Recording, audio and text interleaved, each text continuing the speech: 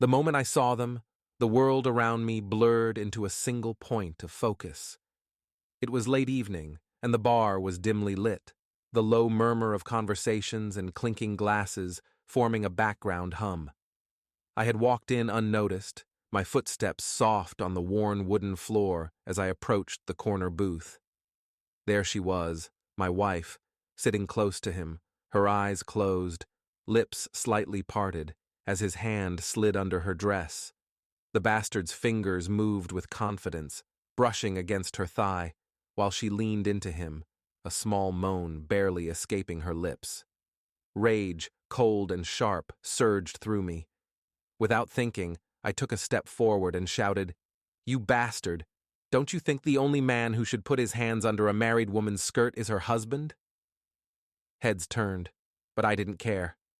The shock on their faces only fueled the fury boiling inside me. My feet moved on their own, closing the distance between us in an instant. I didn't give him time to react as I grabbed his arm, yanking it back with a force that made a sickening crunch echo through the room. His scream of pain followed, his arm hanging limp and useless at his side. But I wasn't done. Not by a long shot. The betrayal that was now painfully clear in front of me was just the beginning. This was going to be a night they would never forget. As his scream pierced the air, I let go of his broken arm, watching him stumble back into the booth, clutching it with his other hand, his face contorted in agony. My wife, frozen in shock, finally snapped out of her daze. Her eyes, wide with fear, met mine. There was no mistaking the guilt and panic swimming in those familiar brown eyes. "Blake," she stammered, her voice trembling. "This isn't what it looks like." "Save it, Tracy." I cut her off, my voice low and dangerous. "You think I'm stupid? I know exactly what this is." She flinched at the venom in my words, but I didn't care. The only thing keeping me from completely losing control was the pounding of blood in my ears and the adrenaline surging through my veins. I turned back to her lover, who was now trying to get up, cradling his mangled arm. The sight of him, so pathetic and weak, made me sick. "Who the hell do you think you are, touching my wife like that?" I snarled, grabbing him by the collar and lifting him off his feet. "Do you even know who you're dealing with?" "Blake, please!" Tracy pleaded, trying to grab my arm, but I shook her off. She stumbled back, and I saw the tears welling up in her eyes, but they meant nothing to me now. Nothing but crocodile tears from a woman who had already betrayed me in the worst way possible. The bastard groaned, struggling to speak. "I didn't know," he began, but I cut him off with a swift punch to his gut, knocking the wind out of him. He doubled over, gasping for breath, and I let him fall to the floor, watching him writhe in pain. "You didn't know?" I spat, my voice dripping with sarcasm. "You didn't know she was married? That's a load of crap, and you know it." I glanced around, noticing the other patrons watching in stunned silence. The bartender had already grabbed the phone, probably calling the cops. But I didn't care. Let them come. I had nothing left to lose. As I stood there, my chest heaving with anger, I realized that this was just the beginning of my revenge. The bastard at my feet was going to pay, and so was Tracy. This night was far from over, and they had no idea what was coming next. The bar was in chaos. People started backing away, murmuring nervously among themselves, but I kept my focus on the man groaning at my feet. The satisfaction of seeing him in pain wasn't enough, though. Not yet. I kicked him hard in the ribs, and he let out another howl of pain. The sound was music to my ears. My wife cried out, "Blake, stop it! You're going to kill him."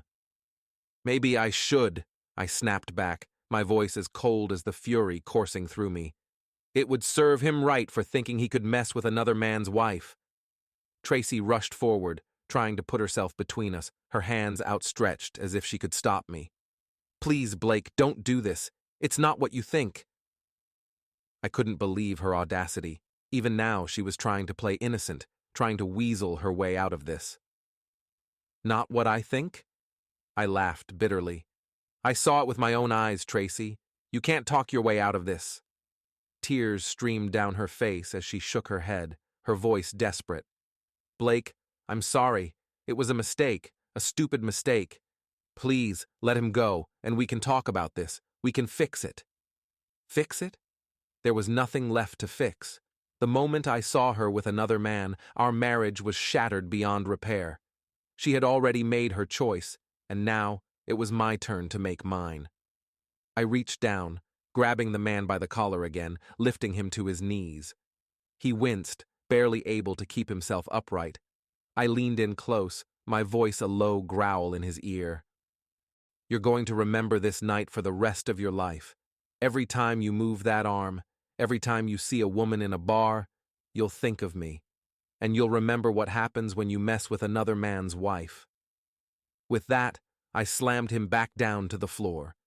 His head hit the ground with a dull thud, and he lay there, barely conscious, whimpering in pain. I took a step back, finally letting go of him, and turned to face Tracy.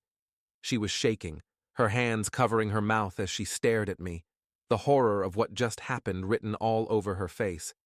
But instead of feeling remorse, all I felt was an emptiness, a void where my love for her used to be. "You're coming home with me, Tracy," I said, my tone leaving no room for argument. "We're going to settle this once and for all." She nodded silently, too afraid to protest.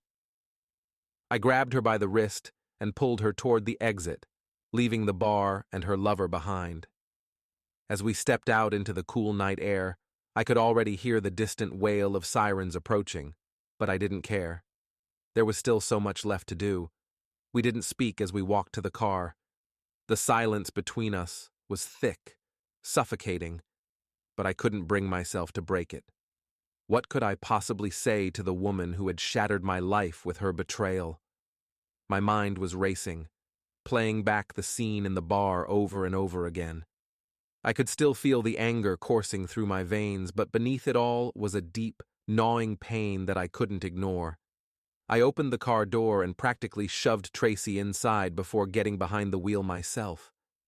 The keys trembled in my hand as I jammed them into the ignition, and the car roared to life. I didn't know where I was driving. Home, maybe, or somewhere far away from all this. I just needed to move, to do something other than sit in the wreckage of what used to be my life. Tracy was crying softly beside me, her sobs barely audible over the sound of the engine. I didn't turn to look at her. I couldn't. I kept my eyes fixed on the road ahead, gripping the steering wheel so hard my knuckles turned white. "Blake," she finally spoke, her voice hoarse from crying. "Please, just talk to me." "What is there to talk about?" I snapped, my voice harsher than I intended. "You made your choice, Tracy. You chose him." "It wasn't like that," she insisted, her words coming out in a rush. I didn't mean for this to happen. I was lonely and you were always so busy with work and—" "Don't you dare blame this on me," I interrupted, my anger flaring up again. "I was working to give us a good life. Everything I did was for you, for us, and this is how you repay me?" She fell silent, her tears the only response. I could feel the weight of her guilt pressing down on both of us, but it did nothing to ease the ache in my chest. The betrayal ran too deep, the wound too raw. We drove in silence for a while longer, the city lights blurring into a hazy mess outside the windows. My mind was a whirlwind of emotions, anger, pain, confusion. I couldn't think straight, couldn't focus on anything except the fact that the woman I loved had betrayed me in the worst possible way. Eventually, I pulled into the driveway of our house, the place that used to be our sanctuary, our home. Now, it felt like a prison, filled with memories that I wasn't sure I could bear to face. I turned off the engine and sat there for a moment, my hands still gripping the steering wheel. "We're going inside," I said finally, breaking the silence. "And you're going to tell me everything. No more lies, no more excuses. I want the truth, Tracy. All of it." She nodded, wiping her eyes with the back of her hand. "Okay. I'll tell you everything. I swear." With that, I got out of the car and slammed the door shut, the sound echoing through the quiet night. Tracy followed me up the steps to the front door, her steps hesitant, as if she were walking to her own execution. And maybe, in a way, she was. The house was eerily quiet as we stepped inside, the familiar surroundings now feeling foreign and cold. The darkness seemed to press in from all sides, amplifying the tension between us. I didn't bother turning on the lights. I wanted her to feel the weight of this moment, to understand the gravity of what she had done. "Sit," I ordered, pointing to the couch in the living room. Tracy obeyed without a word, her hands trembling as she clasped them in her lap. I stood in front of her, crossing my arms, trying to keep the rage at bay long enough to hear her out. "Start talking," I demanded. "I want to know everything. How long? Why? How could you do this to me?" She swallowed hard, her eyes fixed on the floor as she began to speak. "It started a few months ago. At first, it was just harmless flirting at work. At least that's what I told myself. But then it became more. I felt my fists clench involuntarily, the rage bubbling up again. But I forced myself to stay silent, to let her continue. I needed to know just how deep this betrayal went. "I never meant for it to go this far," she continued, her voice breaking. "It was just, I felt so alone, Blake. You were always working late, always distant, and I needed someone. And he was there, paying attention to me, making me feel wanted." "And that was enough for you to forget about our marriage?" I asked, my voice cold and bitter. "Enough to throw away everything we've built together?" Tracy shook her head, tears streaming down her face. "No, it wasn't like that. I didn't want to hurt you. I still love you, Blake. But I was weak. I made a terrible mistake, and I'm so sorry." "Sorry?" I scoffed. "Sorry doesn't even begin to cover it, Tracy. You didn't just hurt me, you destroyed us. You destroyed everything."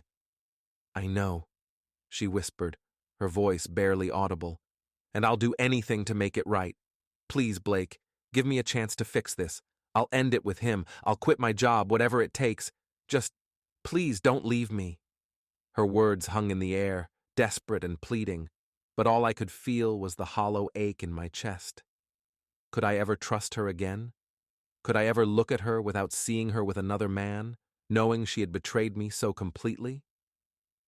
"I don't know if there's anything left to fix," I said finally, my voice flat. "You broke something that can't be easily mended. You need to understand that." She looked up at me, her eyes wide with fear and sorrow. "Please, Blake. I'll do anything. Just tell me what to do." I stared at her for a long moment, torn between the anger that was still burning inside me and the remnants of the love I once felt for her. The truth was, I didn't know what I wanted. Part of me wanted to make her suffer, to punish her for what she'd done. But another part of me, a weaker, more vulnerable part, still wanted to believe that we could somehow salvage what was left of our marriage. "Fine," I said through gritted teeth. "You want to fix this? You want to prove to me that you're sorry? Then you'll do exactly what I say." She nodded eagerly, clutching at the lifeline I was throwing her. "Yes, anything, I promise." "First, you're going to tell me his name," I demanded. "Everything about him, where he lives, where he works, how long this has been going on. I want to know it all." Her face paled, but she nodded. "His name is David. David Carter. He's a colleague, one of the senior partners at the firm. We've been seeing each other for about 3 months. 3 months. The words felt like a punch to the gut. 3 months of lies, 3 months of sneaking around behind my back. The anger flared up again, but I tamped it down, forcing myself to focus. "And you're going to end it with him," I continued. "Right now." Her eyes widened in surprise. "Now? But it's late and—" "I don't care," I cut her off. "You're going to call him right now, in front of me, and you're going to end it. No excuses, no lies. You'll tell him it's over and that you never want to see him again." She hesitated, clearly terrified of what I might do if she refused. But she could see the resolve in my eyes, and after a moment, she nodded shakily. Okay, I'll do it. I watched as she pulled out her phone, her hands trembling as she scrolled through her contacts. My heart pounded in my chest, a mix of anticipation and dread. This was only the first step, but it was a start, a chance to regain some control over the chaos that had overtaken my life. She found his number and hit the call button, holding the phone to her ear as it rang. The seconds ticked by, each one stretching out like an eternity, until finally I heard a male voice on the other end. "David, it's me," she said, her voice trembling. "We need to talk." I stood there, watching her every move, waiting to see if she would really go through with it, waiting to see if there was still something left in her worth saving. Tracy's hand trembled so much I thought she might drop the phone. Her eyes darted to mine, pleading for some kind of mercy, but I stood there, stone-faced, giving her nothing. I needed to hear it. I needed to know if she was really willing to cut this man out of her life, or if this was just another performance, another lie to keep me from walking out that door. "David," she began, her voice weak, barely audible. I leaned in closer, wanting to catch every word. "We can't do this anymore." I could hear his voice faintly on the other end of the line, muffled but insistent. Tracy closed her eyes, squeezing them shut as if she could block out the reality of what she was saying. "No, I mean it," she continued, her voice gaining a bit more strength. "It's over. We can't see each other anymore. I love my husband, and this was a mistake. A terrible mistake." I felt a bitter satisfaction hearing those words, but it was tinged with an undeniable sense of loss. This was the woman I had vowed to spend my life with, and now here we were, with her ending an affair she should have never started. The pain of it all was almost too much to bear. David's voice grew louder, more desperate, but I couldn't make out what he was saying. Tracy winced, turning her face away from me as she listened to him. It was clear he wasn't taking this well. "I don't care what you think, David," she finally snapped, surprising me with the sudden fire in her voice. "It's over, and you need to accept that. Don't call me, don't text me, and don't come to the office looking for me. It's done." She hung up before he could respond, the call ending with a sharp beep that seemed to echo in the room. For a moment, we both just stood there, the silence between us heavy and oppressive. "It's done," she whispered, as if saying it out loud would make it real. "I ended it." I stared at her, searching her face for any sign of deceit, any hint that this was just another lie. But all I saw was exhaustion, regret, and a deep, aching sadness. She looked like a woman who had just lost everything, and maybe she had. "Good," I said coldly, though it didn't feel good. Nothing about this felt good. Tracy looked up at me, her eyes glistening with tears that she didn't dare let fall. "What now?" she asked, her voice trembling. "What do we do now, Blake?" I didn't have an answer. The truth was, I didn't know what came next.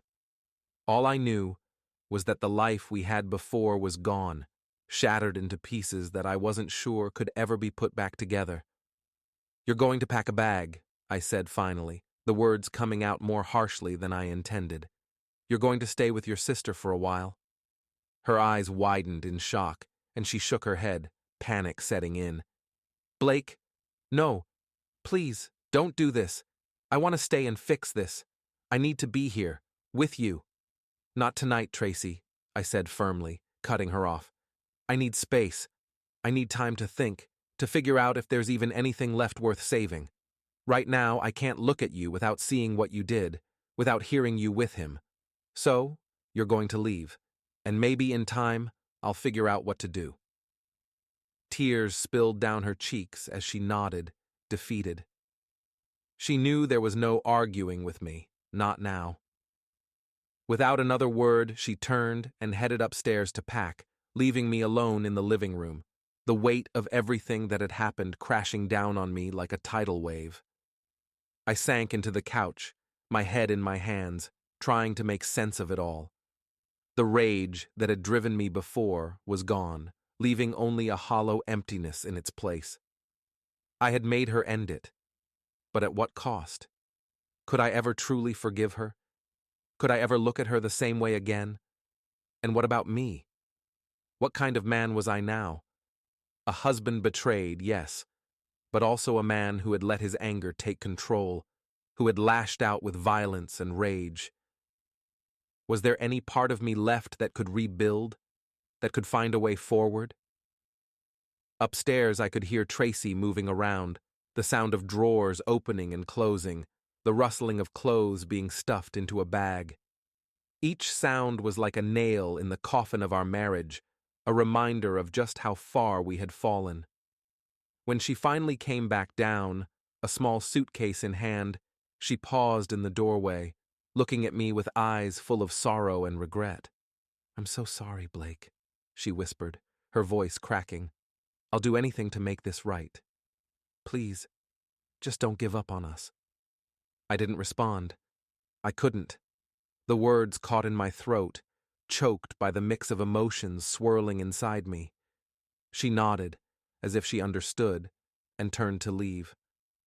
The door closed softly behind her, and I was left alone in the dark, the echoes of what had just happened reverberating through the empty house. As I sat there, staring into the darkness, I realized that this was only the beginning. The betrayal was out in the open, but the pain, the anger, the doubt, they were all still there, simmering beneath the surface, waiting to explode again, and I had no idea if we would survive it. The sound of the door closing behind Tracy left a deafening silence in its wake. The house felt emptier than ever before, as if her absence had sucked all the air out of the room, leaving me suffocating in the quiet. I sat there, motionless, my mind replaying the events of the night like a broken record. The confrontation at the bar, the look on her face when I caught them, the hollow apology she offered. It all felt like a nightmare I couldn't wake up from. I don't know how long I sat there, staring blankly at the wall, but eventually the numbness started to wear off, and the reality of the situation began to sink in. Tracy was gone, at least for now, and I was alone. The anger that had fueled me earlier was still there, but now it was mixed with something else, something darker and more insidious. Betrayal had a way of eating away at you, gnawing at your soul, until there was nothing left but bitterness and pain. I could feel it starting to take hold, like a poison spreading through my veins, and I knew that if I didn't do something, anything, to stop it, it would consume me. I needed to get out of the house. The walls were closing in, the memories too fresh, too raw. I couldn't sit here and wallow in it any longer. Grabbing my keys, I headed out the door, not even sure where I was going, just knowing that I had to move, had to escape the suffocating weight of my thoughts. The night was cool, the air crisp as it hit my face, but it did little to clear my head. I drove aimlessly for a while, the streets mostly empty at this late hour, the city lights blurring as I sped through the deserted roads. I tried to focus on the road, on the simple act of driving, but my mind kept drifting back to Tracy, to the way her voice had trembled as she spoke to David, to the way she had begged me to forgive her. Eventually, I found myself pulling into a parking lot, a small, run-down motel on the edge of town. I didn't know why I had come here, but something about the anonymity of the place, the way it seemed so disconnected from the rest of the world, appealed to me. I needed a place to think, to breathe, without the ghosts of our life together haunting me at every turn. I parked the car and walked up to the front desk, the fluorescent lights flickering overhead as I approached the clerk. He barely looked up as I asked for a room, sliding me a key without a word. It was clear he'd seen plenty of people like me before, people who needed to disappear, even if only for a night. The room was small and dingy, the wallpaper peeling in places, the bed sagging in the middle. It was a far cry from the comfortable home Tracy and I had built together, but right now it was exactly what I needed. A place where I could be alone with my thoughts, where I could try to make sense of the mess my life had become. I sat on the edge of the bed, staring at the cracked ceiling, and let the silence wash over me. It was strange being alone like this, with no one to answer to, no one to care about what I did or where I went.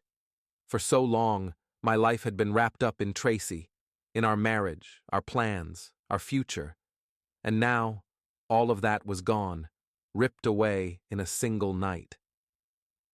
I reached into my pocket and pulled out my phone, scrolling through the contacts until I found the number I was looking for. My thumb hovered over the call button, but I hesitated. What was I hoping to achieve by calling him? Would it bring me closure? Would it make me feel better? Or would it just drag me further into this pit of anger and despair? But I needed to hear his voice. I needed to confront him, to tell him what a piece of shit he was, to make him feel even a fraction of the pain he had caused me. I hit the call button, my heart pounding in my chest as the phone rang. It rang once, twice, 3 times, and then a voice answered. David's voice, groggy and confused. "Hello?" he said, clearly not recognizing the number. "David Carter," I said, my voice cold and steady. "It's Blake, Tracy's husband." There was a pause on the other end, a moment of silence where I could practically hear the gears turning in his head as he processed who I was. Then, a sharp intake of breath, followed by a nervous laugh. "Well, this is a surprise," he said, trying to mask the unease in his voice with a forced bravado. "What can I do for you, Blake?" "You can listen," I replied, my tone hardening. "And you can pray that you never see me in person again, because if you do, I swear to God, you'll regret ever laying a hand on my wife." There was another pause, longer this time. When he finally spoke, his voice was quieter, more measured. I'm sorry, Blake. I never wanted things to get this far." I almost laughed at that. The audacity of him thinking that his half-assed apology would mean anything to me. "You're sorry?" I said, my voice dripping with venom. "You think that makes a difference? You think that fixes anything?" "I didn't mean for anyone to get hurt," he said, his words faltering. "Tracy and I—" "Don't you dare say her name," I snapped, cutting him off. "You have no right to talk about her, not after what you've done." He fell silent, and I could hear the guilt in his breathing, the way he struggled to find the right words. But there were no right words. Not now, not ever. "I want you to remember this, David," I said, my voice low and dangerous. "Every time you think about her, every time you wonder what could have been, I want you to remember that you're the reason this all fell apart. You're the one who destroyed everything. And if you ever try to contact her again, if you ever so much as think about her, I'll make sure you regret it for the rest of your miserable life." I didn't wait for a response. I hung up, the anger still simmering inside me, but at least I had said what needed to be said. As I sat there in the dark, in that dingy motel room, I realized that the road ahead was going to be long and difficult. But this night, this moment, was the first step in reclaiming what was left of my life. I didn't know what the future held, or if there was even a chance of finding peace after all of this. But for the first time in what felt like forever, I felt a small flicker of control, a glimmer of hope that maybe, just maybe, I could find a way to rebuild from the ashes of everything I had lost. The next morning, sunlight streamed through the thin, faded curtains of the motel room, casting a harsh light on the dingy space. I woke up stiff and sore, the cheap mattress doing little to ease the tension that had settled in my muscles. For a moment, I just lay there, staring at the ceiling, trying to gather my thoughts. Last night felt like a blur, a mix of raw emotion and desperate action that left me more drained than I had ever been. I got up slowly, every movement a reminder of the turmoil that had consumed me just hours earlier. The clock on the nightstand read 7:15 a.m. It was early, but I knew I wouldn't be able to fall back asleep, not with everything that had happened. After a quick, cold shower that did little to wash away the lingering bitterness, I threw on my clothes and checked out of the motel. The clerk didn't even look up as I handed over the key, just mumbled something that might have been a farewell before going back to whatever he was doing. The world outside felt distant, like I was watching it through a fogged window, disconnected from the normalcy that others seemed to take for granted. I drove aimlessly again, my thoughts still swirling with the events of the previous night. Tracy's tear-streaked face, the crack of David's arm, the venom in my own voice as I confronted him. It all played over and over in my mind, a loop that I couldn't escape. Eventually, I found myself parked in front of a small diner on the edge of town. It was the kind of place I used to love. Simple, no frills, just good food and a hot cup of coffee. I hadn't been here in years, not since Tracy and I first moved to the area, but something about its familiarity drew me in. I needed something, anything, to ground me, to make me feel like I hadn't completely lost control of my life. The bell over the door chimed as I walked in, the smell of frying bacon and fresh coffee greeting me like an old friend. The place was nearly empty, just a couple of regulars hunched over their breakfasts at the counter. I found a booth near the back, away from the few prying eyes, and slid into the worn vinyl seat. A waitress appeared almost instantly, her smile warm and welcoming in that way only seasoned diner staff could manage. She didn't seem to notice the dark circles under my eyes or the tension that hung around me like a shroud. "Morning, hun. What can I get for you?" she asked, her pen poised over her notepad. "Just coffee," I replied, my voice rough from lack of sleep. "Black." She nodded and disappeared behind the counter, returning a moment later with a steaming mug. "Anything else?" I shook my head. "Not right now, thanks." She gave me another smile, this one tinged with just a hint of sympathy, as if she could sense that I was carrying more weight than I let on. I didn't dwell on it. I just wrapped my hands around the mug, letting the heat seep into my skin, and took a sip. The coffee was strong, bitter, exactly what I needed. As I sat there, nursing my coffee and staring out the window, I realized how much had changed in such a short time. Just a few days ago, I was living what I thought was a normal life, with a wife I loved and a future I believed in. Now, everything was upended, turned inside out by betrayal, anger, and pain. The worst part was that I still didn't know what to do next. Sending Tracy to her sister's had been a temporary solution, a way to give myself some breathing room, but it wasn't a long-term fix. The thought of her returning, of us trying to pick up the pieces and rebuild something from the wreckage, seemed impossible. How could I ever trust her again?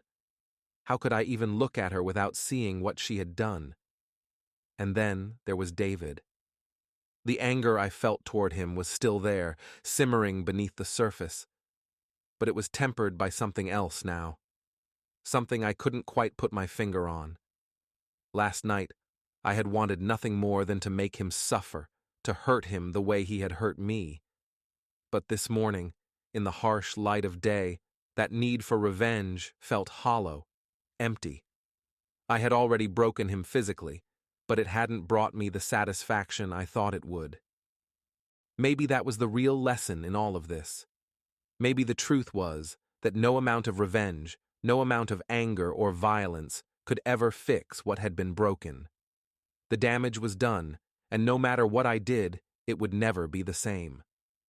The bell over the door chimed again, and I glanced up, expecting to see another early riser coming in for their morning coffee.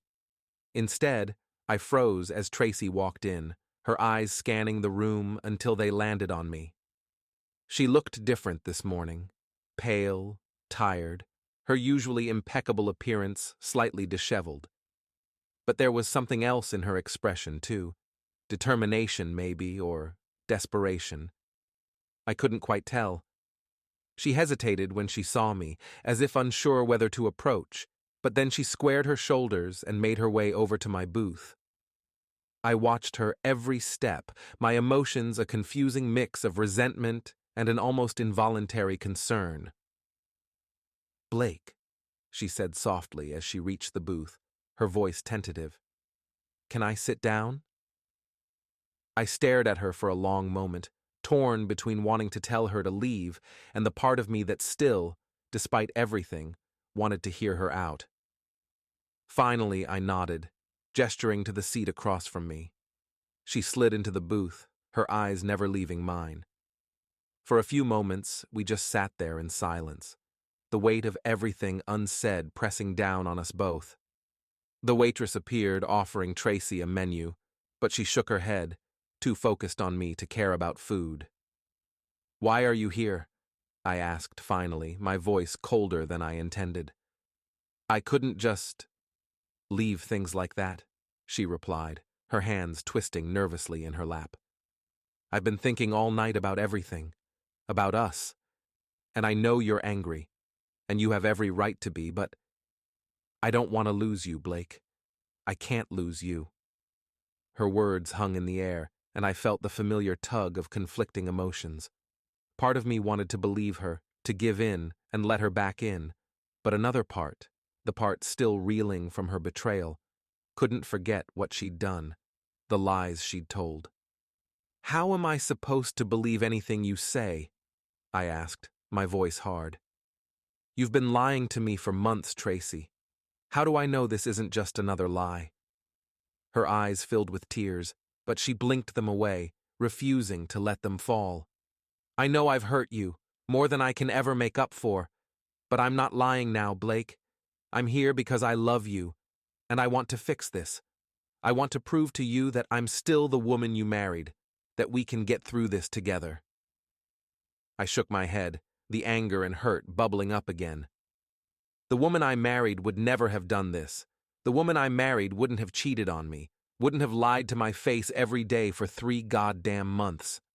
"I know," she whispered, her voice breaking. "I know, and I hate myself for it. But I'm still here, Blake. I'm still fighting for us. I'm not giving up on you, on our marriage. Please, please, don't give up on me." I looked at her, really looked at her, and for the first time, I saw not just the woman who had betrayed me, but the woman I had loved for so long. The woman I had built a life with, who had been by my side through everything, good and bad. And I realized, with a sinking feeling, that I didn't know if I had it in me to walk away from her completely. But forgiveness, that was something else entirely. Could I forgive her? Could I ever get past what she'd done? "I don't know what you expect from me, Tracy," I said finally, my voice weary. "I don't know if I can forgive you, if I can ever look at you without seeing him." "I don't expect it to be easy," she replied, her voice steady despite the tears that threatened to spill over. "But I'm willing to do whatever it takes, for as long as it takes. I'm not asking for forgiveness right now. I know I don't deserve it. But I'm asking for a chance, Blake. A chance to prove that I'm still worth fighting for." Her words hung between us, and I felt the weight of the decision pressing down on me, heavier than anything I had ever carried. I could tell her to leave, to walk out of my life and never come back. It would be easier, in some ways, to let her go and try to move on without her. But something in her eyes, in the way she looked at me with such raw honesty, made me pause. Despite everything, a small part of me still wanted to believe her, still wanted to believe that maybe, somehow, we could find a way back to each other. "I don't know if I can do this," I admitted, my voice barely above a whisper. "But I don't want to make any decisions right now. I need time, Tracy. I need time to figure out what the hell I paused, feeling the weight of my own words." Tracy watched me, her breath held as if any movement might shatter whatever fragile connection we still had. My thoughts were tangled, emotions pulling me in different directions, but one thing was clear. I wasn't ready to make any decisions yet.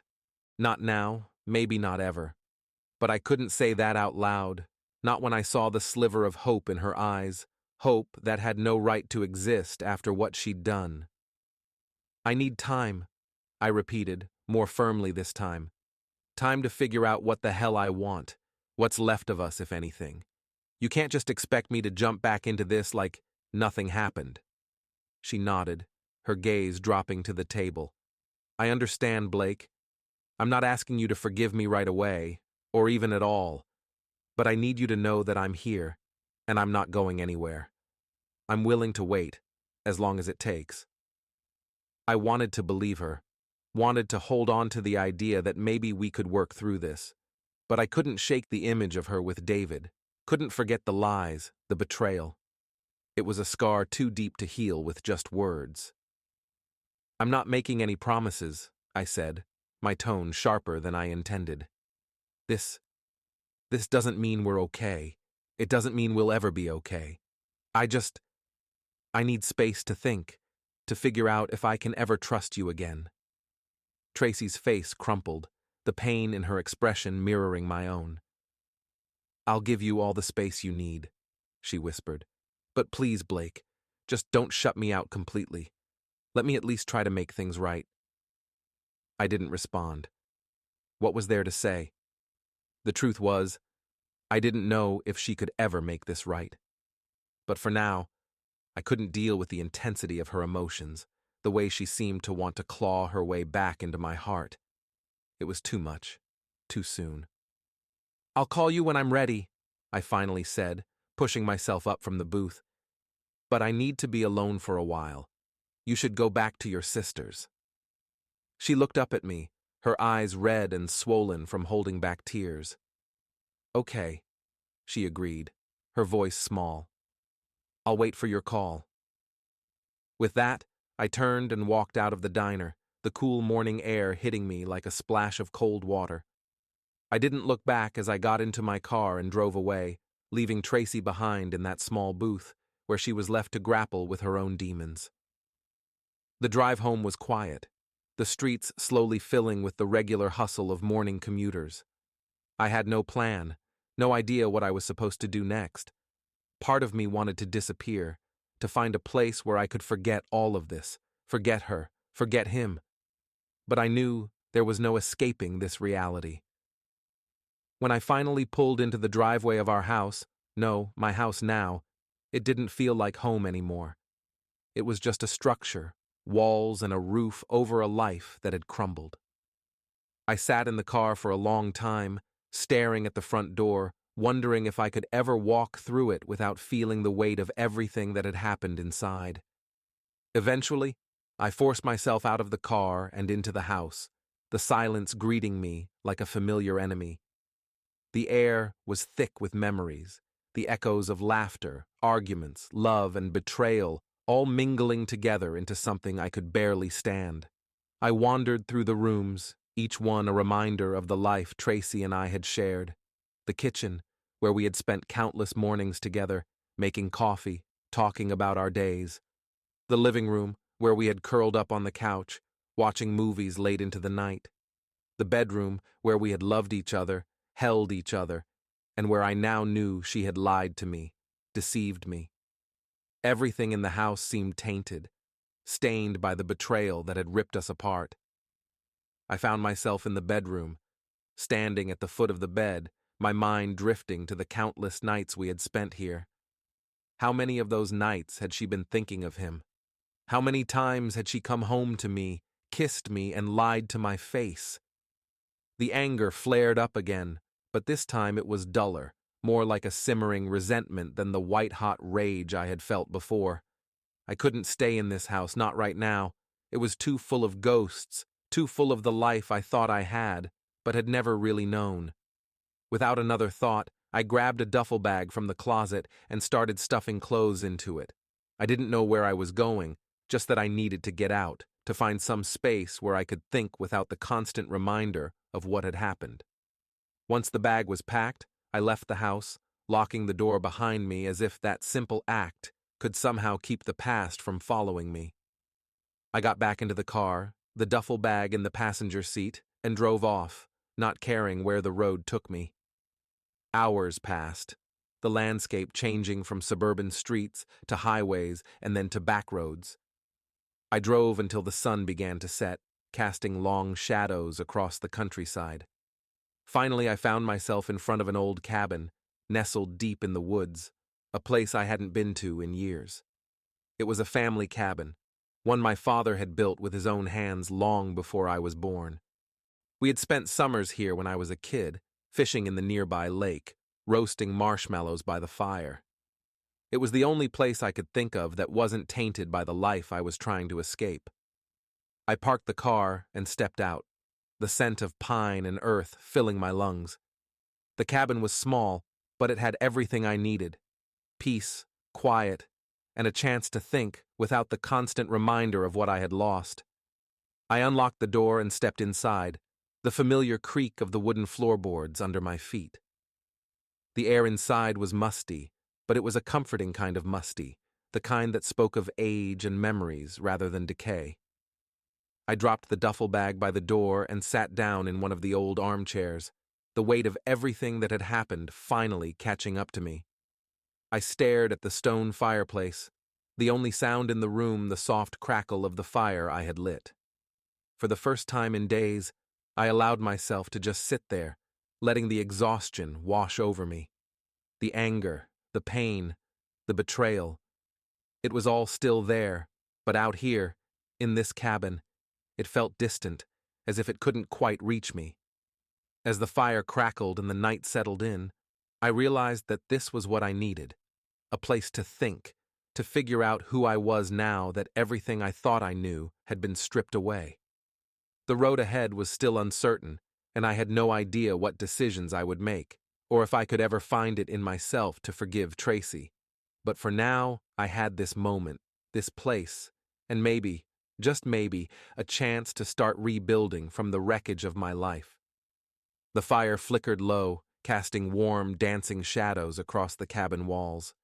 Outside, the world was silent, the thick woods around the cabin muffling any sound from the distant roads. It was just me and the quiet, the stillness of the night settling into the spaces that had been filled with so much turmoil.